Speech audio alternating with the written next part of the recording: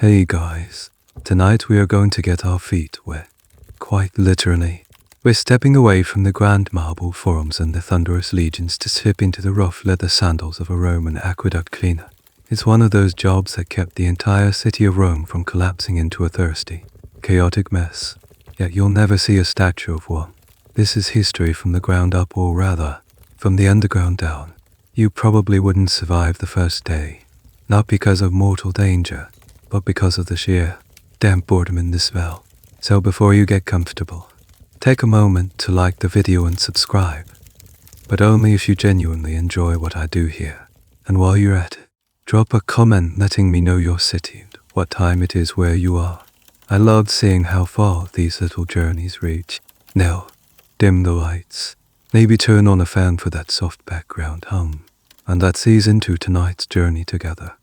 The air in your small room is thickened tastes of wood smoke, garlic, and a million other people crammed into this sprawling, noisy city.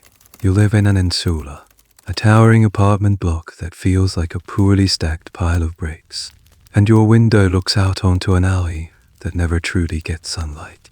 But tonight, something is different. There's a weight lifted. For the first time in months, you know you'll have bread on the table next week. And the week after that, you've landed a job. Not just any job, but a state job. A position with the Cora Aquarum, the massive bureaucracy that manages Rome's water. Your official title is still a bit vague, but you know what it means. You're going to be a water miners worker, a tender of the aqueducts. It wasn't a glorious hiring. There was no scroll, no formal proclamation. Your uncle, who works at the public baths, heard a whisper. A crew was expanding. He spoke to a foreman, who owed him a favor over a misplaced bet on a chariot race. You were told to show up at a dusty administrative office near the Viminal Hill. The man who interviewed you didn't ask about your ambitions or your dreams. He was a junior engineer, his face uncreased from years of outdoor work. He looked at your hands, checking for calluses. He looked at your shoulders, sizing up your strength. He asked if you were afraid of the dark or of tight spaces. You shook your head, trying to look braver than you felt. He grunted, made a mark on a wax tablet, and told you to be at the Porta Tiburtinae at sunrise. And that was it. You are in. This whole operation is a point of immense Roman pride. While other civilizations built pyramids to honor the dead, Rome built aqueducts to give life to the living. It's a mainstream fact that by your time, a network of 11 major aqueducts snakes its way across the countryside, carrying millions of liters of fresh water into the city every single day. This water feeds the fountains, supplies the lavish baths, and provides for the private villas of the wealthy. The organization that runs it all, the Cura Aquarum, was established by the Emperor Augustus himself, and it's typically overseen by a distinguished senator. It's a massive, critical piece of infrastructure. But you're not meeting a senator. You're joining the grunts on the ground floor. A fashionably obscure detail of this work is the crew itself. It's a motley collection of state miners, owned public slaves, freedmen who earn their way out of servitude, and freeman citizens like you who are just looking for a steady wage. You'll be working side by side with men who are considered property of the Roman people. Yet they might have more experience and practical skill than anyone else on the team. The pay isn't going to make you rich, but it's consistent. It's a government paycheck, a concept that feels as solid and reliable as the stone channels you're about to maintain. It's a true iron rice bowl, as they might say in another time and place, a job for life, if you can handle it. As you lie on your thin mattress, the sounds of late minus night arguments and the distant, mournful flute drift up from the street. You try to picture what the work will actually be like. Your uncle only told you fragments that it's cold, that it's wet, and that the silence underground is a different kind of silence altogether. You're not entirely sure what you signed up for, but it's better than hauling crates at the docks, or, worse, having no work at all. Historians to this day are still debating the precise social standing of men in your position. Was being an aqueduct maintenance worker a respected, skilled trade, a ticket to a stable lower middle class life? Or was it seen as dirty, unpleasant work, just a step above being a sewer cleaner? The answer probably changes depending on who you ask in the forum. For you, right now, it doesn't matter. It's a chance. It's security. You close your eyes and imagine the flow of water. A constant, invisible river running beneath and above your world. And tomorrow, you will become a part of it. Sunrise finds you at the Porta T. Bertinae, the gate where the great aqueduct roads converge before plunging into the city. The morning light is still soft and pink, catching the dust motes kicked up by early morning carts. A small group of men are already there, maybe 10 of them, clustered around a cart laden with tools. They're a mix of ages, their faces weathered, their conversation low and practical. You approach hesitantly. The newcomer, Eamon, attaches himself from the group and walks towards you. A GS holder, maybe 50, with shoulders like solid blocks of granite and a face that looks like it was carved from a tough piece of wood. He doesn't smile, but his eyes aren't unkind. "You the new boy?"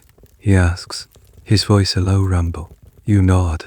"Lucius," he says, by way of introduction. "Stay with me today. Do what I do. Say little." He turns and leads you to the cart. Your romantic notions of being a guardian of Rome's lifeblood are about to get a cool. "Damp reality check." Lucius wordlessly hands you your starting kit. First, a mallet. Its wooden head stained dark from use. Its handle smooth from years of sweat and grip. Next, a set of iron chisels of varying widths. Then, a heavy miner's duty scraper. Basically a sharp blade on a short pole.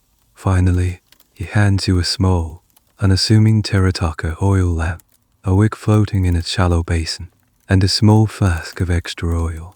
This is your personal sun, your only defense against the coming dark. You see that most of the men wear heavy leather sandals with hobnailed soles, the kind soldiers wear, and you realize your own thin footwear is probably a mistake. It's a quirky little detail that these military minus-grade shoes are just as essential for gripping slippery, man-minus-made tunnels as they are for marching across coal. Lucius doesn't lead you towards the massive, monumental arches of the aqueduct that you can see striding across the plains outside the city. Instead, he guides you along the city wall to a surprisingly plain-looking stone structure, a small inspection hut almost hidden in plain sight. He and another man heave a large, flat stone slab on the floor, with a grinding protest. It slides aside, revealing a dull, square hole with iron rungs descending into blackness. The first thing that hits you is the air that puffs out of the opening.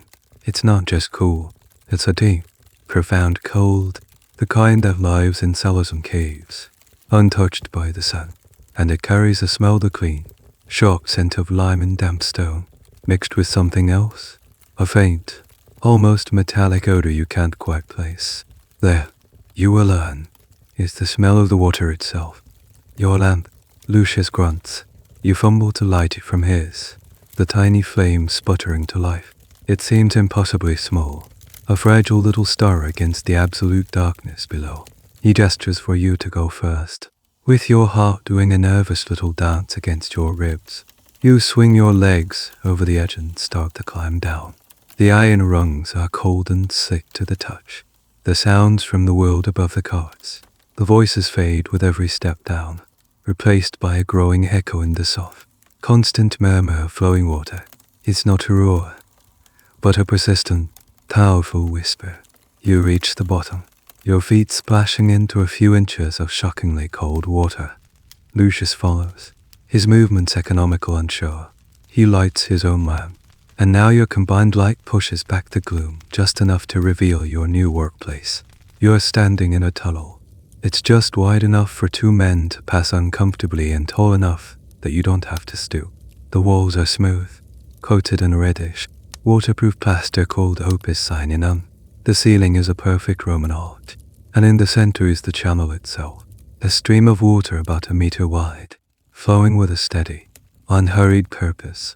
It's so clear you can see the bottom of the channel perfectly. This is the Aqua Marcia, one of Rome's most prized water sources, famous for its purity and coldness. You have now officially entered a part of Rome that 90-9% of its inhabitants will never see. This is the city S, circulatory system. A key historical point that most people don't think about is the sheer necessity of this hidden world. The grand fountains couldn't flow, the baths couldn't steam, and the rich couldn't wash their hands in running water without men like you constantly working down here in the dark. Your first day isn't about heroic repairs. It's about learning the rhythm of the place. You follow Lucius, wading along the shallow edge of the main channel.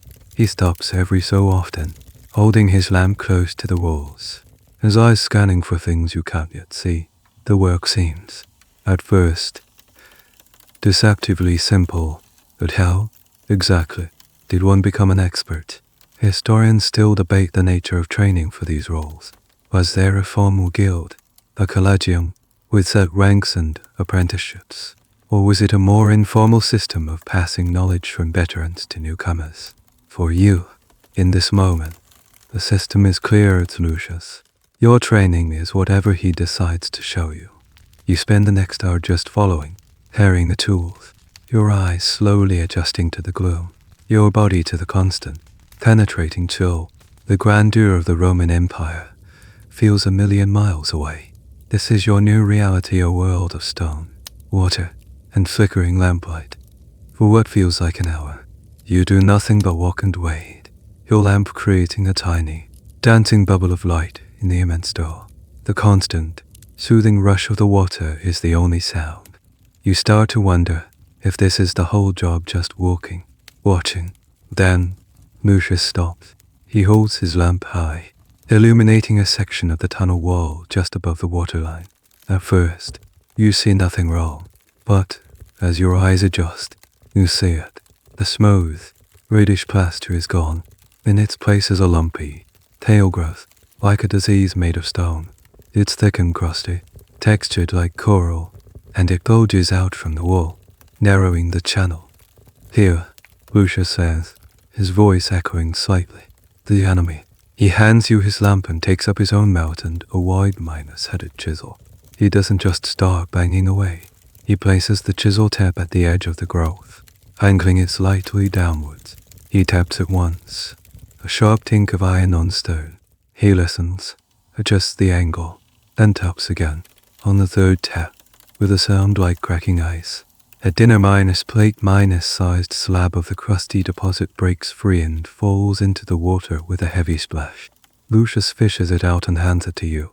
It's surprisingly heavy, and the underside is smooth, showing the perfect curve of the original tunnel wall. This is Sinter, he explains, pointing at the wall. It grows from the water itself. Too much of this, and the water slows. A little stream becomes a trickle. The beds run cold. The emperor gets thirsty, and we get blamed. This is the core of your job. The mundane truth behind the grand concept of supplying a city with water. It's not just about building the aqueducts. It's an endless war against geology. The very water that gives Rome life carries the seeds of the system's destruction within it. This is a mainstream historical fact. The constant battle against calcification that plagued every aqueduct system the Romans built, especially those drawing from limestone rich springs. Now it's your turn. Lucius hands you the tools. You try to mimic his stance, placing the chisel against the stony crust. You swing the mallet, but you're clumsy. You miss the chisel head on the first swing, the mallet striking the wall with a dull thud that jars your own. Your second swing connects, but too hard, and the chisel skitters off the surface, scraping your knuckles against the rough sinter. You bite back a curse as a flare of pain shoots up your arm. Lucius sighs, a sound of profound patience. Not a brute, he says, a surgeon. Feel for the weak spot. Let the stone tell you where to cut. You try again, focusing. You tap, listen, adjust. The work is slow, grueling. For every piece you manage to crack off, you hit 5 times. Cold water splashes onto your tunic, which is soon soaked through. A dull lake begins to form in your lower back from the constant, stooped position. This is the reality of the work. It's a repetitive, physically demanding, and utterly unglamorous task, performed in the cold and the dark. Your earlier fantasy of being the noble guardian of the water has been chipped away, replaced by the simple, taking reality of being a glorified stone minus scraper. After a while, you get a rhythm. Tap, tap, crack. A piece comes loose. You toss it onto the wide walkway. Tap, tap, crack. Another. You notice that Lucius is not just letting the larger pieces fall. They cheer stacking them neatly. This brings up a curious, lesser minus known detail of the trade. What happens to it? You ask, gesturing to the growing pile of tacky rubble. Waste? Lucius shakes his head. Nothing is waste. The big, clean pieces, they get hauled out. Builders buy it. They mix it into certain types of mortar. Some say it makes a good polishing powder for statues. It's not valuable, but it's worth more than mud. It's a strange thought the disease you're cutting out of the city's arteries is being sold back to the city to be used in its bones. You work for what feels like an eternity. The only markers of time being the slow consumption of oil in your lamp and the growing soreness in your muscles. The sheer scale of the task is daunting. You've cleared a patch of wall, maybe the length of your body, but the tunnel stretches on into infinity in both directions. How could they possibly keep the entire system clean? Historians still puzzle over the logistics. Did they shut down whole sections of an aqueduct for weeks to do a major cleaning, depriving parts of the city of water? Or was it a constant, rolling maintenance, with crews like yours chipping away at the problem a little bit every day? Lucius gives you a glimpse of the answer. This is the daily work, he says, seeing the look on your face. We keep it from getting too thick, but sometimes a rockfall or a major build minus up happens. Then they have to divert the water at a sluice gate miles away. The engineers come, the big bosses. It's a mess. Everyone gets angry when the fountains run dry. By the time Lucius decides you've done enough for one day, your hands are raw and your body feels like one big bruise. You look back at the small section of clean, red plaster. It looks perfect, healthy, but you know that the moment you leave, the water will begin its patient, relentless work of depositing new layers, molecule by molecule. You haven't solved a problem. You've just pushed it back for a little while. The next few weeks blur into a routine of dampness and day. You learn the rhythm of the work, the descent into the cold dark, the hours of chipping and scraping, and the slow, stiff climb back into the sun-drenched world that feels alien after so long underground. Your hands toughen up. The Colossus Lucius' boss was looking for finally forming. You learn to read the water, to notice the subtle changes in its flow that might signal a blockage further upstream. But the work is, for the most part, mind-minus numbingly repetitive, until the day you find something. You're reworking in a section of the Aquae, Rome's oldest aqueduct. It's different from the Marcia. It's a lower, cruder tunnel, dug almost entirely underground. And the air feels heavier, older. The water, here isn't for drinking. It's mostly for industrial use and flushing the sewers. You're scraping away a thick layer of mud and silt that has settled in a slow moving part of the channel, not the hard Sinter you're used. It's messy, smelly work. Your scraper hits something solid that isn't the tunnel floor. It gives a dull clink. Curious, you reach down into the murky, frigid water, your fingers fumbling through the slimy mud. They close around something small, round, and metallic. You pull it out and hold it up to your lamplight. It's a coin. You rub the caked mud off with your thumb. The silver gleams dully in the flickering light. On one side, you can make out the profile of a man with a long, stern face. It's old, much older than the emperors of your lifetime. You show it to Lucius. He squints at it, turns it over in his rough palm. Republican, he grunts.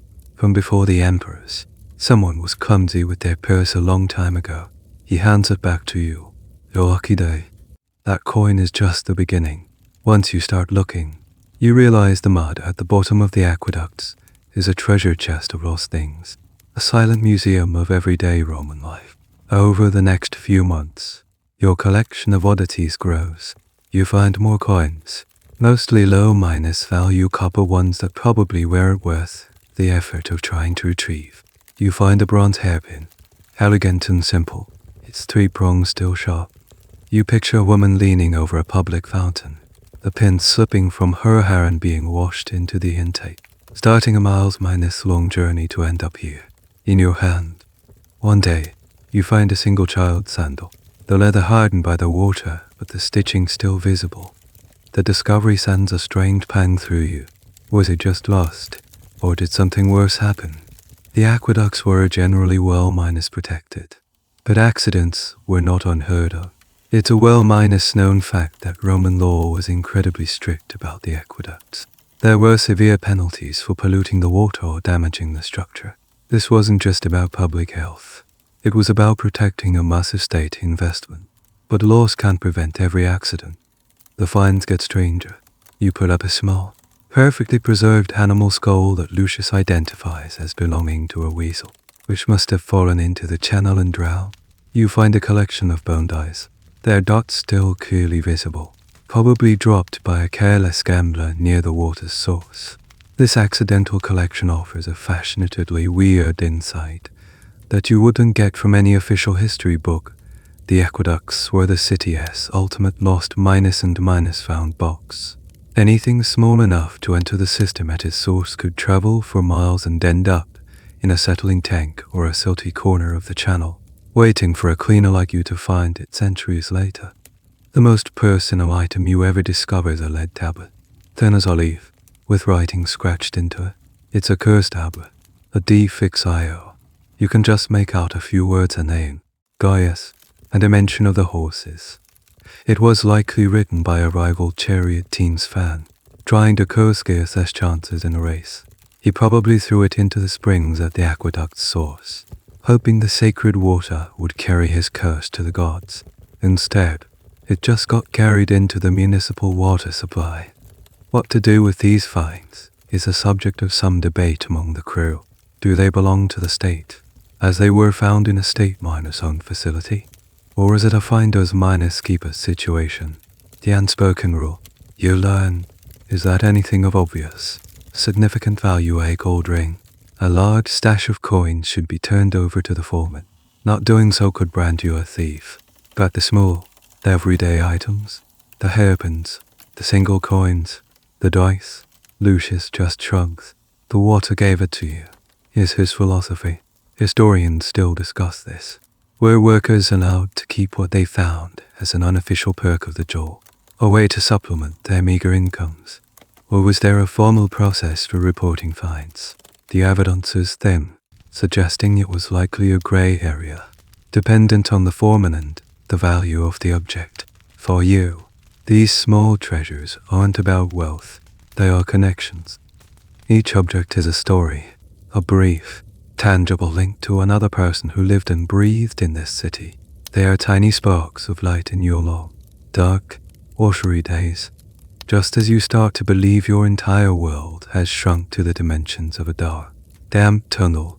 Lucius tells you you're not going down today. Instead, you're staying above ground.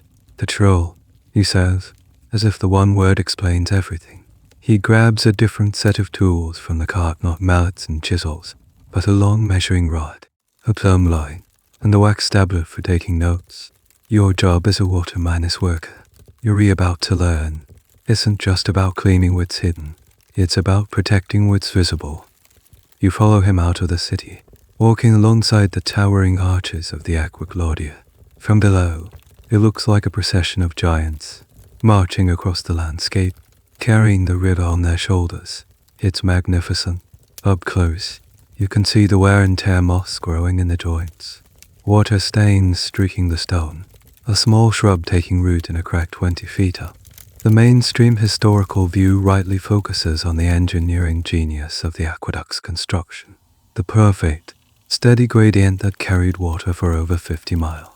But what's often forgotten is the constant, unglamorous work of just keeping it standing. Your task for the day is to walk a specific section of the line, a few miles long, and inspect it. Lucius shows you what to look for. You check the foundations of the great piers for any sign of sinking or erosion. He shows you how to use the plumb line, dangling it alongside a pier to see if it's still perfectly vertical. A slight lean could be an early warning of a future collapse. You scan the stone arches for new cracks, noting their location and length on your wax tablet. It's slow, methodical work. You're not fixing anything today, just observing and recording. You are the eyes of the cura aquarum. As you walk, you notice something odd. A prosperous miner's-looking farm, with a large villa and lush, grain fields, is situated unusually close to the aqueduct line. The crops in this particular field look healthier, greener, than those of their neighbors just a few hundred yards away. Lucius stops and stares at the field for a long time. His eyes narrow. To grain, he mutters. He leads you off the main path, towards the farm, following the base of the aqueduct. As you get closer, you sight a small, almost invisible trail of dampness in the grass, leading from the base of one of the huge stone piers towards the farmer's land. Someone is stealing water. This was a massive problem for Rome. It's a fascinating, little minus known fact that the Romans had a specific name for this crime puncturing. Wealthy landowners whose properties bordered the aqueduct line would sometimes illegally tap into the channel. They would secretly bore a hole through the stone and plaster and fit a small lead pipe, or calyx, to divert a constant, private supply of fresh water to their fields or villas. It was a serious offense, carrying heavy fines and even property confiscation, because it didn't just reduce the amount of water reaching the city, it also weakened the structure of the aqueduct itself. Look, Lucius says, pointing to a thick patch of overgrown ivy at the base of the pier. He pulls the leaves aside. There, cleverly hidden, is a small lead pipe, no thicker than your thumb, emerging from a crudely patched hole in the masonry. It's a professional job, designed to be missed by a casual patrol. You feel a surge of anger. Down in the tunnels, you and the other men work in the cold and dark to keep the water flowing for the city. And up here, some rich farmer is literally drilling a hole in your work, bleeding the system for his own profit. The question of how to handle this is complicated. The farmer is likely a man of some local importance. A direct accusation could get messy. Lucius doesn't confront him.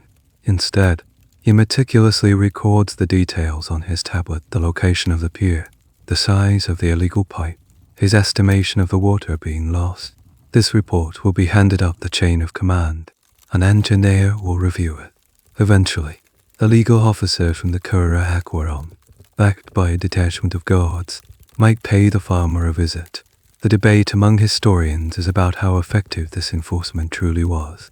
Was the system rigorous, with regular patrols and harsh punishments keeping theft to a minimum?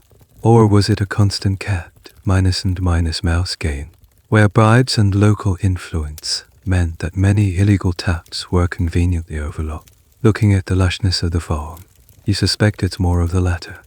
Your patrol continues.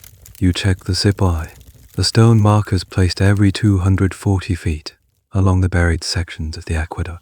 These stones indicated that a 15-foot- wide corridor on either side of the channel was state property. No farming, building, or even planting trees was allowed in this zone, to protect the underground conduit from roots and subsidence. You find a place where a shepherd has built a flimsy goat pen right on top of the protected corridor. Lucius doesn't yell at the shepherd. He just makes a note on his tablet. It's not his job to enforce the law, only to report the infractions. By the end of the day, you've walked for miles. Your feet ache in a different way than they do after a day in the tunnel hot, dusty ache. You have a new appreciation for the system you serve. It's not just a set of channels and tunnels. It's a living entity, constantly under assault from nature, gravity, and human greed. And you are its guardian, both inside and out.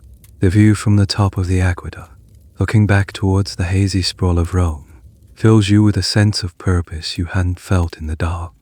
A few days after your patrol, you're sent to deal with one of the issues you recorded. Not the illegal water minus stabbing that's for the officials. Your target is much more mundane elite. During the patrol, Lucius had spotted a persistent white patch on the exterior of a covered, ground minus level section of the channel. It wasn't a gusher, just a steady, weeping dampness that stained the stone dark. Left unchecked, this small leak could erode the mortar, freeze and expand in the winter, and eventually turn a minor flaw into a major structural problem. Your crew for this task is small, just you and a quiet, wary man named Diavia, who seems to be the crew's designated masonry specialist. The tools are different again. Diavius carries a bucket filled with a coarse, reddish powder, another with sand, one with lime, and a small sack of broken pottery shards. He also has trowels, boats, and a large water skin. Your first job is to help him divert the water flow from the immediate area. Thankfully, you don't have to shut down the whole aqueduct. The leak is in a small, secondary distribution channel branching off the main line. A few hundred yards upstream, there's a small sluice gate, a simple bronze plate that can be lowered into a groove to block the channel. You and Diavius heave on a rusty winch, and with a great deal of screeching and grinding, the gate slides down. The rush of water behind you dwindles to a trickle, then stops, leaving a shallow, scummy puddle on the channel floor. Now you can see the culprit. It's not one single crack, but a network of hairline fractures in the waterproof lining, concentrated in one corner. Water has been seeping through these tiny fissures, slowly but surely. Bad plaster, Diavius grunts, running his hand over the damp surface. This is where you get a hand's minus on lesson in one of the Roman Empire's greatest technological achievements, hydraulic cement. It's a mainstream historical fact that the Romans were masters of concrete. Their secret weapon was pozzolana, a type of volcanic ash found near the town of Portugalai. When mixed with lime, it creates a mortar that is not only incredibly strong, but also has the remarkable ability to set and harden underwater. For aqueduct, they used a special version of this called Opus Signinum. Diavius begins the process, and Yori his assistant. He doesn't just slap new plaster over the old. First, you have to remove all the failed material. You take your chisels and carefully chip away all the cracked, crumbling plaster, going right back to the bare stone of the channel wall. It's delicate work. You have to avoid damaging the underlying structure. Once you have a clean, solid surface, Diavius becomes a master chef following a sacred recipe. He takes his reddish powder, which you now realize is crushed Terratocket Island pottery, a key ingredient, and begins mixing it with lime, sand, and a precise amount of water. He mixes and kneads it with the trowel, feeling the consistency, adding a splash more water, a pinch more sand, until each is satisfied. The inclusion of crushed ceramics is a wonderfully odd detail. This wasn't just for filler. The high silica content in the fired clay reacted with the lime, creating a stronger, more waterproof chemical bond. They had figured out, through centuries of trial and error, that adding broken ports to their cement made it better. You are literally patching a water channel with the remains of old roof tiles and broken dinner plates. Diavius applies the first layer of Opus Signinum, pressing it firmly into the stone with his trowel, ensuring there are no air bubbles.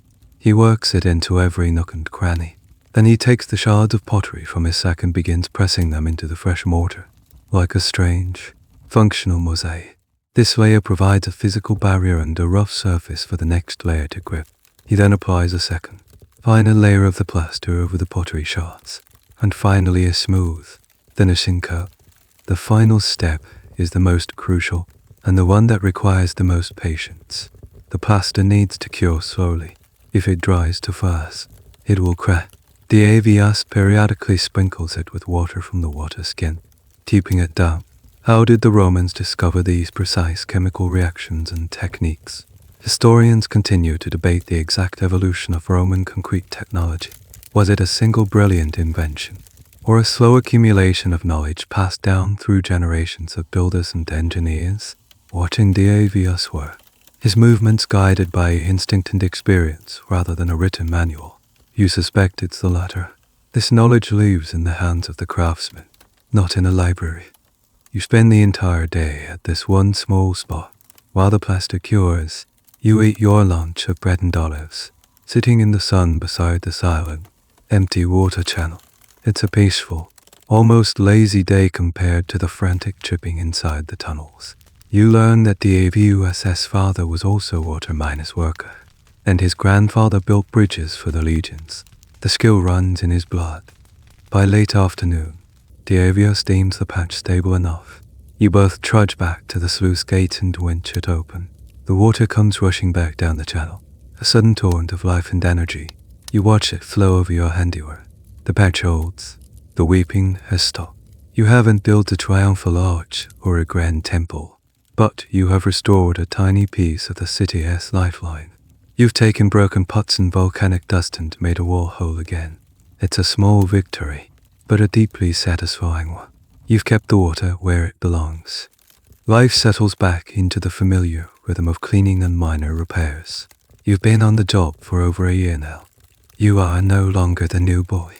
You know the different smells of the various aqueducts. You can trip Sinter in your sleep, and you've amassed a small, personal collection of lost Roman trinkets. You found your place in the quiet hierarchy of the crew. Then, one morning, the atmosphere of the depot is different. There's a tension in the air. The usual gruff banter is replaced by hushed tones. The foreman is pacing, his face dight with anxiety. The curator is coming. He mutters to Lucius, just loud enough for you to hear. HES inspecting the martial line. Today, the news sends a ripple of subdued panic through the crew. The curator Aquarum, the curator of the waters, is the man at the very top. This isn't just a boss. HE is a high-minus ranking senator, a man who has the emperor's ear. He is a politician, often with little to no actual engineering experience, but he holds the ultimate authority over the entire water system. His visit is a very big deal. It's a well-documented historical fact that the role of curator aquarum was a prestigious public office, established by Augustus and held by some of Rome's most powerful figures, like the famous General Agrippa, who in his time used his own funds to repair the entire system. Today's inspection isn't about routine maintenance. It's about politics. The curator needs to be seen as doing his job, ensuring the public good. His satisfaction will reflect well on him in the Senate. His dissatisfaction, however, could roll downhill and crush everyone in its path, from the engineers to the foreman, and maybe even the lowly workers like you. Suddenly, your work is no longer just about keeping the water flowing. It's about making sure everything looks perfect for one very important man. Your crew is dispatched to a section of the Aquamarcia just outside the city walls, a section known for its good condition.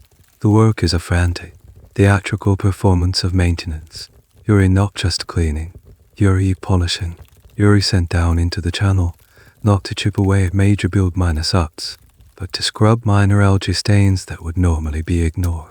You sweep the inspection paths until they are free of every loose stone. Another team is hastily weeding the base of the piers, making the stonework look pristine. It's less about engineering and more about stage dressing. Around midnight this morning, he arrives.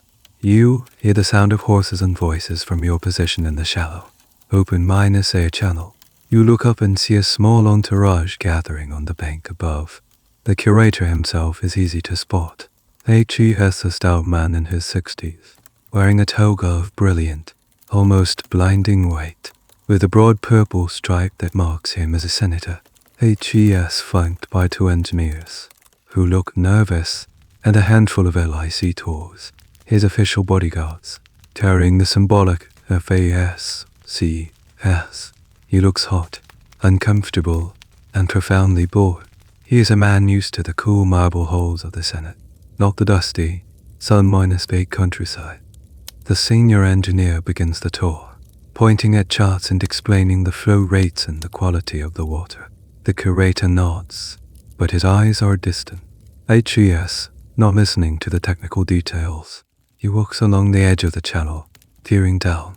His gaze sweeps over you and the other man, standing ankle-minus deep in the cold water, trying to look busy and efficient. You keep your head down, focusing on scrubbing a perfectly clean section of plastic. You can feel his gaze on you, a heavy, judgmental weight. In that moment, you are no longer a worker. You are a prop in his inspection tour. Here's a curious, little-known aspect of Roman administration, the disconnect between the political heads and the practical experts. The curator likely can't tell the difference between good Opus Signinum and a poorly done patch. He wouldn't know a dangerous crack from a superficial stain. What he understands is appearance, perception, and public opinion. HES checking for obvious flaws that a rival senator might point out in a speech. Are the fountains in the city flowing strongly? Is the water clear? Are the visible parts of the aqueduct free of embarrassing weeds and crumbling stone? The actual hidden state of the system is a mystery to him, a matter of trust in the men below him. The nature of this trust is a point of academic debate. Were these inspections genuinely rigorous attempts at oversight? Or were they largely ceremonial rubber-minus stamping exercises? Your experience today suggests the latter. The curator stops and points a fleshy finger at a section of the channel. What is that discoloration there? He asks, his voice surprisingly thin. The engineer rushes to his side, squinting. That is the natural mineral staining from the source. Honorable curator, a sign of the water's purity. The curator grunts, accepting the answer. He hasn't learned anything, but he has been seen asking a question, showing his diligence.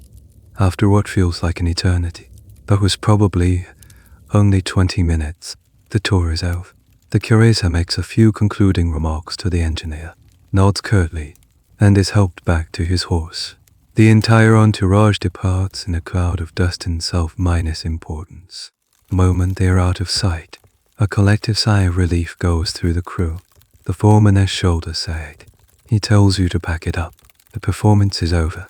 You didn't do any real, productive work today, but you succeeded at the far more important task. You remained invisible. You kept your small, anonymous part of the great machine running smoothly enough that the man in charge didn't even notice it. And in the bureaucracy of Rome, not being noticed is often the highest form of praise. The memory of the senator's white toga fades, washed away by the daily routine. The frantic, pointless cleaning for his visit serves as a sour reminder of where the real power lies.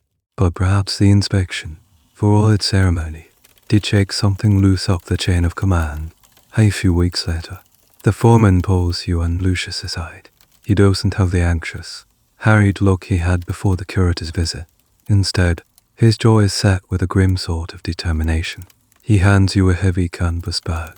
Inside are not chisels and scrapers, but tools that feel more aggressive. A pair of thick, powerful iron shears, a heavy hammer, and a set of lead plugs of varying sizes. That one, he says, and you know exactly which one he means. The one with the green fields by the Collegia. The engineers are signed off. Go cut it. There's a finality in his tone. This isn't a patrol to make notes on a wax tablet anymore. This is enforcement. You are being sent to perform a kind of municipal surgery, to remove a parasite from the system. As you walk back towards that same stretch of aqueduct, you feel a mix of apprehension and grim satisfaction. For months, you've been waging a defensive war against geology and decay. Today, you're going on the offensive against human greed. You arrive at the spot, and the scene is just as you remember it: the unnaturally lush field, the tail dampness near the pier, the ivy concealing the crime. Lucius' plan is to mine a sprung. First, you must stop the leak from the inside. Just cutting the pipe on the outside would leave a hole in the aqueduct wall. A new, uncontrolled leak, that would be even worse. You enter the aqueduct through a nearby inspection shaft, your lamps pushing back the familiar door. Your way downstream, the water of the Aqua Claudia cool and swift around your ankles. Lucius counts the paces from the shaft. He runs his hands along the Opus Signinum lining, feeling for imperfections. Here, he says, from the inside, there's no visible hole. The Romans who built these things were masters of their craft. But Lucius taps the wall gently with his hammer, listening. In one spot, the sound is slightly duller, less solid. This is the point of intrusion. It's here that you get to one of the most widespread and frustrating problems. For the water authorities, the illegal fitting of pipes, or calices. While some wealthy citizens paid for an official grant of water, many more simply bribed a worker or found a discreet spot to install their own. They would often use a pipe larger than the one they were authorized for. A bit of fraud that was hard to detect without direct inspection. Your job is to fix the breach. You and Lucius take turns with a hammer and a star chisel, carefully pounding a shallow, conical hole into the plaster and masonry from the inside. centered on the door spot. Then, Lucius takes one of the lid plugs from the bag. It's shaped like a thick, stubby carrot. He places the point into the hole and, with a few powerful, precise blows from the hammer, drives it deep into the wall. The soft lid expands, filling every crack and creating a permanent, waterproof seal. The parasite is now cut off from its host. The second part of the job is the confrontation. Of a sort, you climb out of the shaft and head to the outside of the pier. You pull the ivy away again, revealing the thin lead pipe. It's cool to the touch, and you can feel a faint vibration from the water that is no longer flowing through it. This is where you see a fashionably mundane detail up close. The pipe isn't a seamless tube. It was made from a flat sheet of lead, rolled into shape and skillfully soldered along one edge. Sometimes these sheets were even stamped with the name of the estate owner or the pipe manufacturer. This one is unmarked, a wise precaution for a thief. Lucius hands you the heavy shears. Your turn, he says. You position the jaws around the lead pipe. It's thicker than it looks. You squeeze. The iron handles dig into your palms. For a moment, nothing happens. Then, with a dull, grinding crunch, the jaws bite through the soft metal. You reposition and squeeze again. With a final snip, a 6-inch section of the pipe comes free in your hand. The severed end on the ground is mangled and closed. The theft is over. You half expect a furious farmer to come storming out of the villa, shouting and threatening, but there is only silence. The villa seems to watch you, quiet and resentful. They know what you've done, but an open confrontation would be an admission of guilt. This silent, anonymous battle is how the game is played. Historians still argue about the true impact of this endemic theft. Was it a death by 1,000 cuts? A practice so widespread that it crippled the system's ability to deliver water to the public fountains and baths of Rome? Or was the system so vast, so over-engineered, that the authorities simply factored in a certain amount of loss to corruption and theft as a predictable cost of business? Looking at this one small pipe, it seems insignificant, but then you imagine hundreds, maybe thousands, like it, all along the miles of channels, each one bleeding a little bit of the city's lifeblood away for private gain. You've done a good day's work. It feels different from just cleaning. Chipping Sinter is a battle against nature, a fight you can never truly win. This was a battle against injustice. You didn't just patch a wall, you enforced a rule. You restored a small measure of fairness. As you pack up your tools, you glance back at the villa and its unnaturally green fields. In a few weeks of summer heat, they will fade to the same dusty brown as their neighbors. The thought brings a small, grim smile to your face. For months, your world has been defined by two states: the subterranean dark of the tunnels or the ground minus level reality of patrols and pipes. You had almost forgotten that the aqueducts had a third form, the one that appeared on coins and inspired poets. One morning, the foreman announces a different kind of job, a section of the Anio Novus, where it crosses a deep valley miles outside the city, needs its channel cover slabs refitted. The Anio Novus was notorious for carrying salty water, so its channel needed constant attention. The task requires a head for heights. The foreman looks around the assembled crew, and his eyes land on you and a few other younger men who haven't yet developed the permanent stoop of the tunnel workers. The journey itself is an ascension. You travel out into the rolling hills of the Campania, the great Roman countryside. You see your destination long before you arrive at a colossal bridge of arches, striding across a valley with an impossible, breathtaking grace. It doesn't look like a conduit for water. It looks like a processional road for giants. Getting to the top is the first challenge. There are no grand staircases for the maintenance crews. Instead, you are led to one of the massive stone piers where a series of crude iron rungs have been driven into the mortar joints, creating a precarious ladder that wins its way up the side of the structure. The climb is terrifying. The rungs are weathered and thin. With every step, you are more exposed. The ground falls away beneath you with alarming speed. A gust of wind presses you against the stone, trying to peel you off. You don't look down. You focus on the rough texture of the stone in front of you, on the feel of the cold iron in your grip. You can hear the nervous breathing of the man climbing below you. This is a stark reminder of the job's inherent dangers, a fact of life for construction and maintenance workers of the era. When you finally haul yourself over the top edge, you are gasping for breath, your arms trembling, and then you see the view. The world is laid out at your feet. From nearly 100 feet up, you can see for miles in every direction. The valley floor, with its little farmsteads and wandering sheep, looks like a painted map. You can trace the silver ribbon of a river, the dark slash of the Via Praenestinae heading towards Rome, and in the distance, the hazy, shimmering mirage of the city itself. You are standing on top of the world. It's a perspective few people in the entire empire will ever experience. This is the side of Roman engineering everyone celebrates. The sheer audacity of it. The confidence required to span a valley like this. Not for a god or a king, but for a utility, for water. But your job is not to admire the view. The top of the aqueduct is a narrow, flat walkway, about 5 feet wide. In the center is the water channel itself, the Specos, covered by a series of heavy stone slabs. Some of these have been shifted by years of wind and weather, creating ducts. Your job is to use crabbers to lever the massive slabs back into their precise positions, and then seal the joints with fresh mortar to prevent debris and sunlight from contaminating the water. The work is slow and heavy, made infinitely more complicated by the danger. Every movement has to be deliberate. A drop tool doesn't just mean you have to climb all the way down to get it. It could be fatal for anyone happening to be on the path below. A wonderfully quirky detail of high-altitude work like this is the constant battle with birds.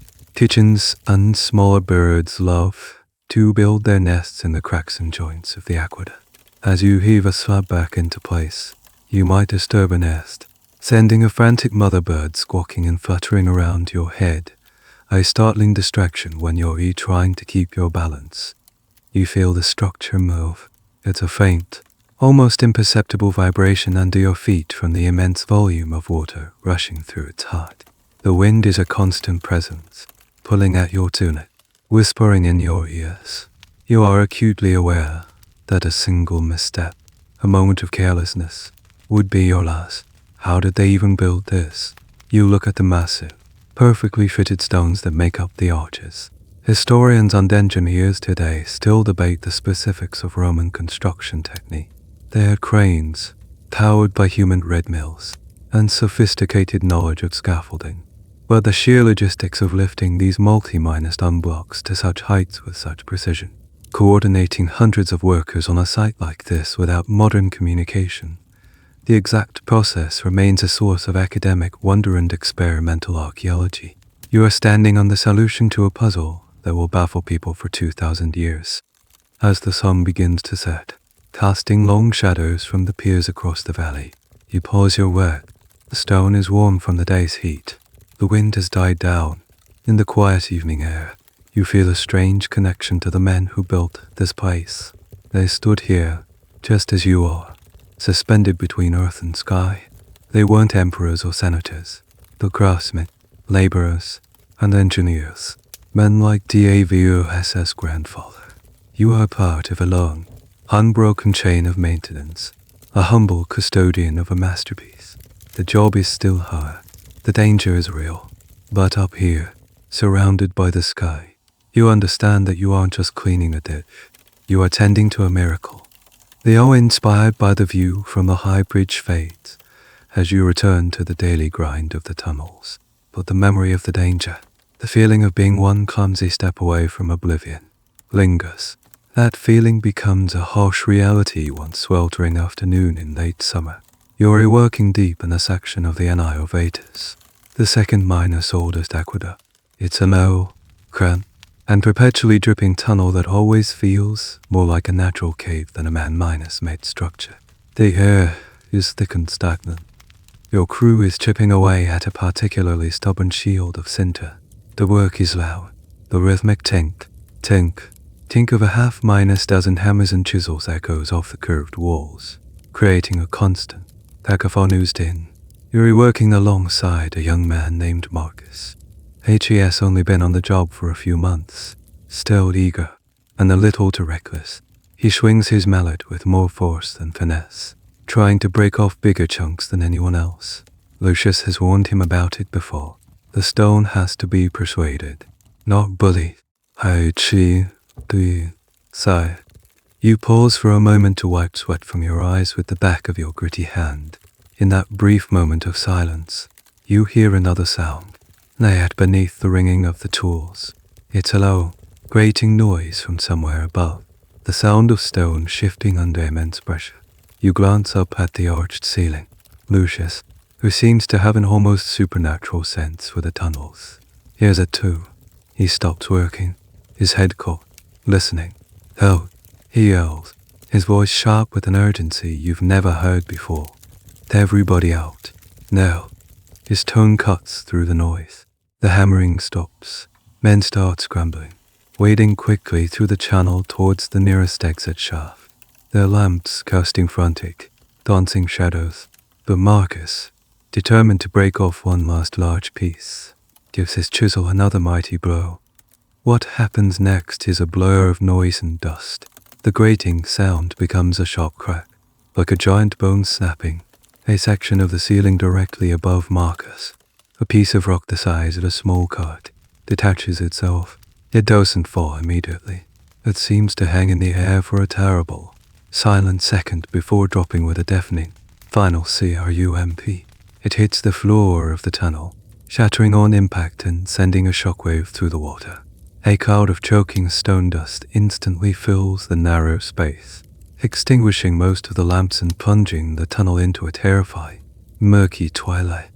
You're thrown off your feet by the force of the impact, landing hard in the shallow water. You come up sputtering, your ears ringing, your lamp thankfully still lit, but flickering wildly. Men are shouting, coughing in the dust, minus-filled air. Lucius is already doing a head count, his voice a steady anchor in the chaos. Everyone is accounted for, except one. Marcus. Someone yells. There's no reply. The dust begins to settle, and the remaining lamps reveal the devastation. A huge pile of rubble now completely blocks the tunnel. Marcus is somewhere on the other side of it. This is the ultimate fear of the tunnel worker, the risk that is always present but never spoken of. Cave miner sins were a known hazard, not just in aqueducts but especially in the mines that were the Roman Empire's engine of wealth. It's a grim historical fact that safety was a secondary concern to productivity. While Roman engineering was brilliant, it wasn't perfect, and the lives of laborers and slaves were considered expendable. There is no formal rescue protocol, no team of specialists to call. There is only you and the other men. Without hesitation, Lucius takes charge. "We did," he says simply, "using your bare hands and the same tools you were just using to clean the walls. You begin to attack the rockfall. It's a desperate, frantic effort. The heavy mallets are used to break up the larger pieces. The scrapers are used to claw away smaller rocks and debris. It's the same work you do every day, but now fueled by adrenaline and fear. It's a strange and little minus-known aspect of Roman society that in the absence of official safety nets, strong bonds of solidarity often formed among working men in the same trade, organized into groups called Collegia. These were part social club, part burial society, and part support system. Whether your crew is a formal collegium or not is unclear. But in this moment, you act as one. The men work in a frantic, unspoken rhythm, driven by the shared, gut-minus-wrenching fear that the man on the other side could be any one of them. The question of how Roman society cared for its injured workers is a matter of historical debate. For soldiers, there were military hospitals. For a state-employed water worker, would there be any compensation or care? Or would an injury simply mean being cast out, unable to work, to beg on the streets? The uncertainty makes the frantic digging even more urgent. After what feels like a lifetime, your chisel breaks through a small opening. You hear a faint groan from the other side. HESOR. Renewed by hope, the men redouble their efforts, widening the hole. Finally, it's large enough to pull him through. Marcus is alive, but his leg is trapped, crushed beneath a heavy slab of stone. It takes for a view to lever the rock off him. He is pale and barely conscious, You and another man fashion a makeshift splint for his mangled leg and begin the slow, agonizing process of carrying him out of the tunnel and back to the world of light. His career as an aqueduct cleaner is over. You have saved his life, but his livelihood is gone. The incident leaves a scar on the crew. The easy camaraderie is replaced by a more sober, watchful silence in the tunnels. The work continues. The water must flow, but now everyone listens a little more closely for the sound of shifting stone. The accident has changed things. The tunnels feel more menacing, the darkness heavier. The crew works with a nail, some caution, to lift the mood, or perhaps just to vary the routine. The foreman assigns you and Lucius to a different kind of ground patrol. You're not looking for leaks or illegal pipes this time. You're verifying the supply. These are the official boundary stones you saw on your first patrol, the markers that delineate the protected corridor along the aqueducts route. It sounds like a simple, almost pointless task, but you're about to discover a hidden layer of code and order written onto the landscape itself. You start your work on the line of the Aqueducts, a smaller, less famous aqueduct that runs mostly underground, every 240 Roman feet a distance of about 70 meters. You find one of the stones. They are not grand or impressive. Most are simple, square minus topped pillars of stone, about waist minus high, set firmly in the earth. Many are weathered, covered in lichen, or half minus swallowed by overgrown bushes. Your first job is to clear the area around each one, making it visible and respected. As you clean the first stone, you notice it's not blank. There are letters and numbers carved into its face. Lucius, seeing your curiosity, begins your lesson for the day. He runs his callous finger over the inscription. A minus Q minus V minus A minus D minus D minus B. He reads slowly. Aqueducts. It tells you which water you're standing on. He points to a number carved below it. C minus X minus L, 240. This is the 2 minus 100 minus and minus 40th stone from the city boundary. It's a simple, brilliant system.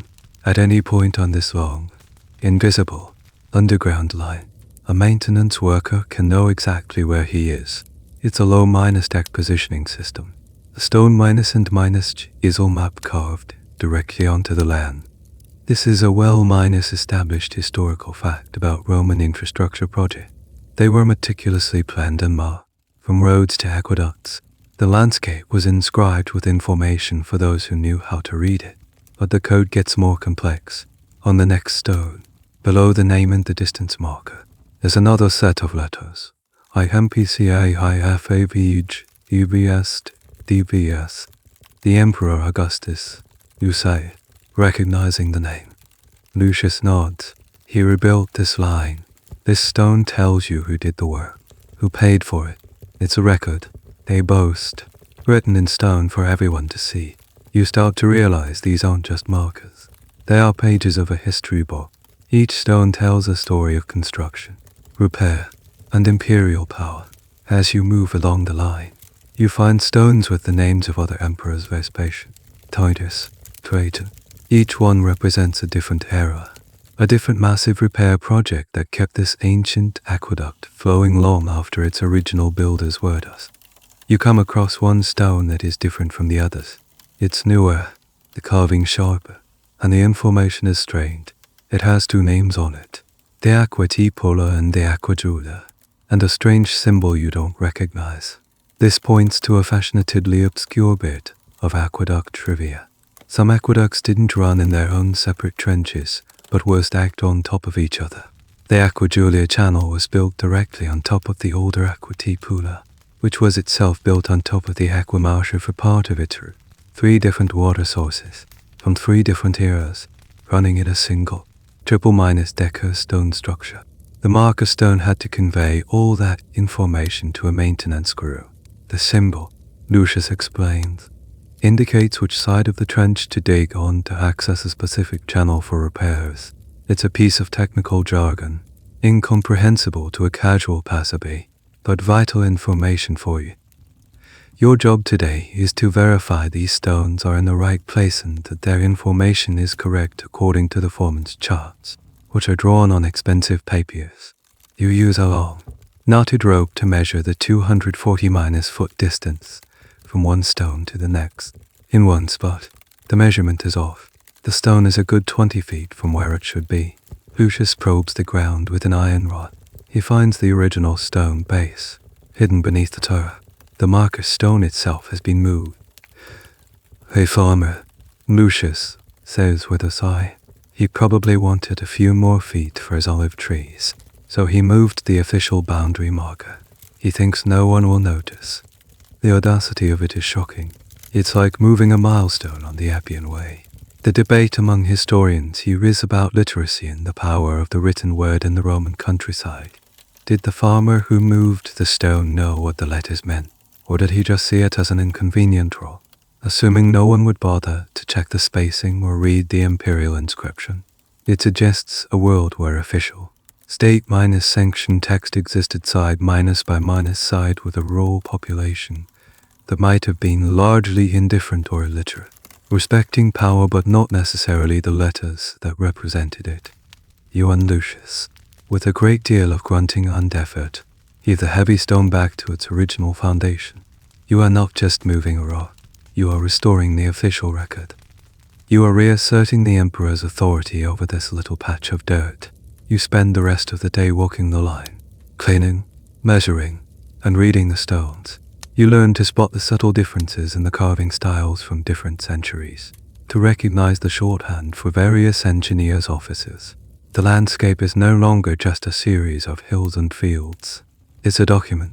The invisible aqueduct beneath your feet has a voice, and you are finally learning its language.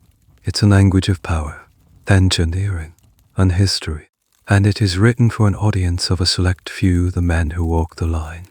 Your work decoding the SIP has given you a new appreciation for the system as a whole.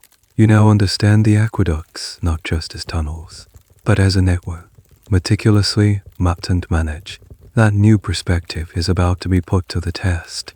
The foreman assigns you to a task that makes even the veteran workers groan cleaning at Castellum Aquae. This isn't the familiar channel or tunnel. This is the end of the line. The Castellum is a distribution tank, the point where a main aqueduct terminates and its water is divided and channeled to different parts of the city. It's the system's heart, and like any heart, it's a place of immense pressure and complexity. The one you're reassigned to is the Castra Praetoria tank, which supplies the massive barracks of the Praetorian Guard, the Emperor's personal bodyguards. This makes the job both critical and intimidating. You arrive at a large, formidable stone building, more fortress than fountain. From the outside, it's unimpressive, just a blocky, windowless structure. But inside, it's a chaotic symphony of water. The main channel of the aqueduct enters high up on one wall, a powerful, roaring waterfall crashing into a huge, deep basin. This primary basin is designed to slow the water down and allow the first and heaviest sediment to settle. This is a key feature of Roman water management. They understood that no matter how clean the source, the water would pick up silt and debris on its long journey. The Castellum was the final filter. Your job is down in the mud.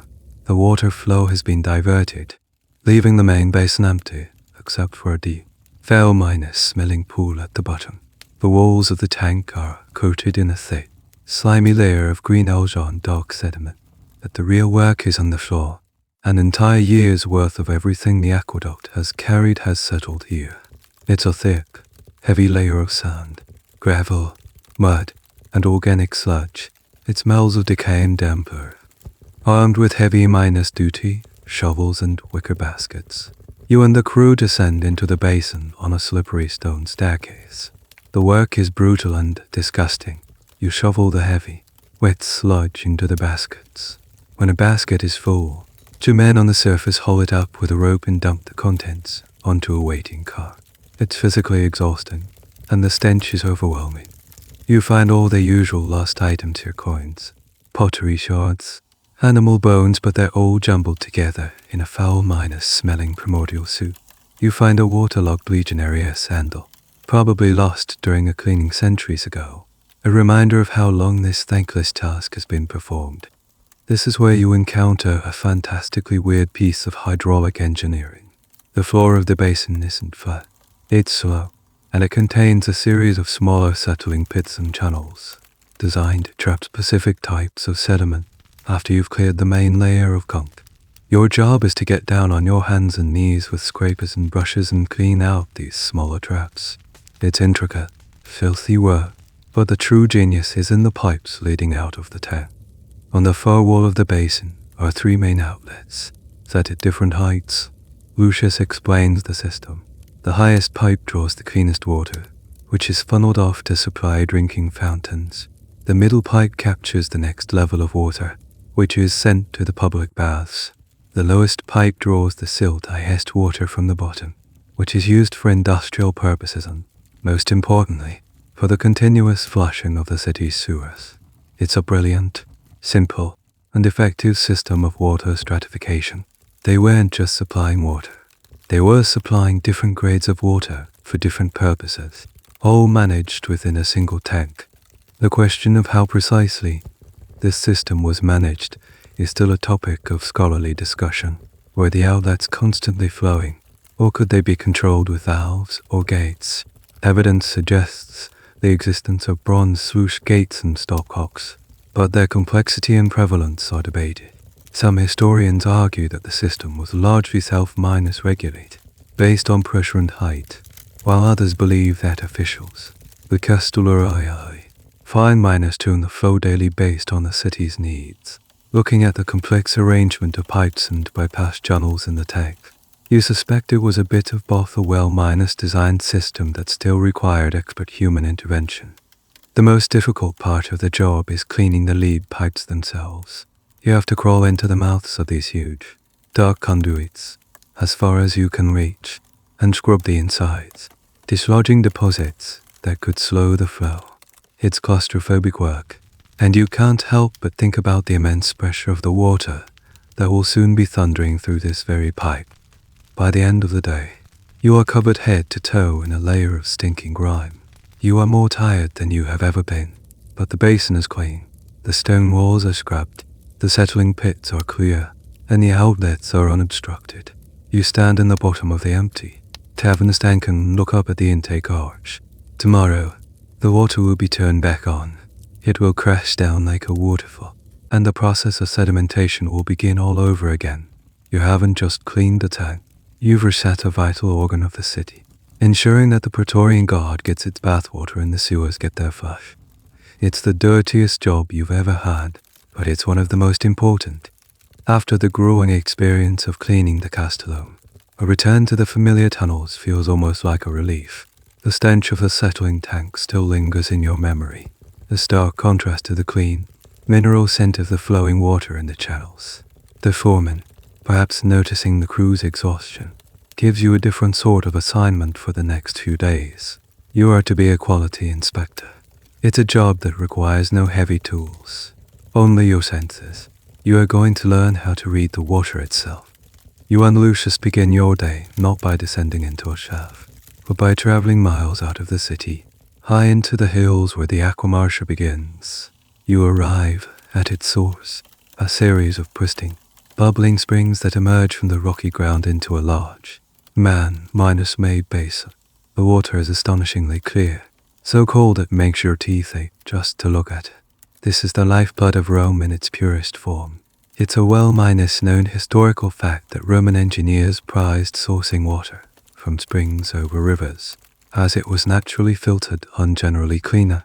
The Marcia was considered the queen of aqueducts precisely because of the exceptional quality of its source. Your job starts here, Lucius says. H.E.S. not looking at the structure. H.E.S. looking at the water. He dips a small wooden cup into the spring and drinks deeply. He hands the cup to you. The water is crisp and has a faint, pleasant mineral taste. Taste it, he says. Remember this taste. If the water in the city tastes different if it's flat, or muddy, or bitter, it means there's a problem somewhere between here and there. You are learning that your job is more than just maintenance. You are a guardian of purity. You are the first and last line of defense against contamination. From the source, you begin to walk the line of the aqueduct back towards Rome. At every inspection shaft, you descend, but not to work. You are there to observe. Lucius shows you how to gauge the flow rate simply by watching the speed of a floating leaf. A sudden slowdown means a blockage downstream. A sudden surge could mean a collapse or a breach upstream. He shows you how to check for clarity. He carries a small, white, ceramic tile. He dips it into the channel and holds it just below the surface, against the white background.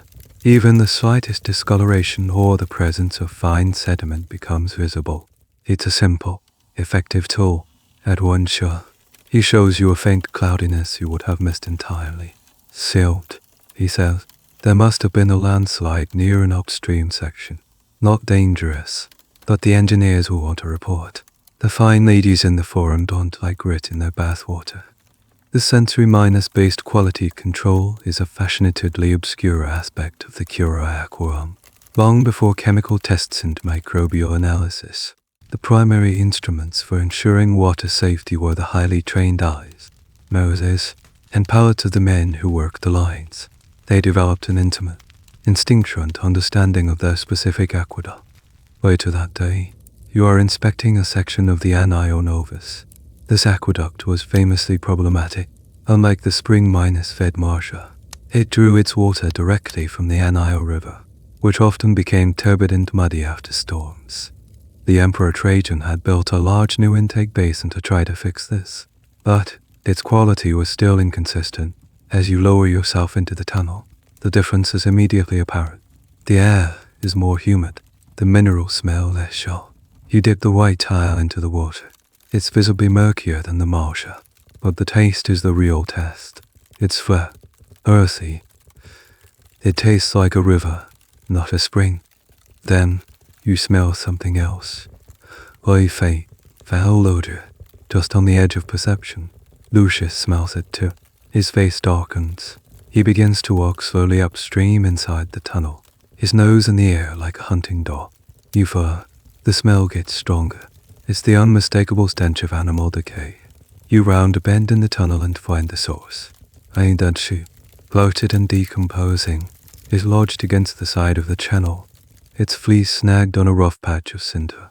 It must have fallen into an open section of the channel in the countryside.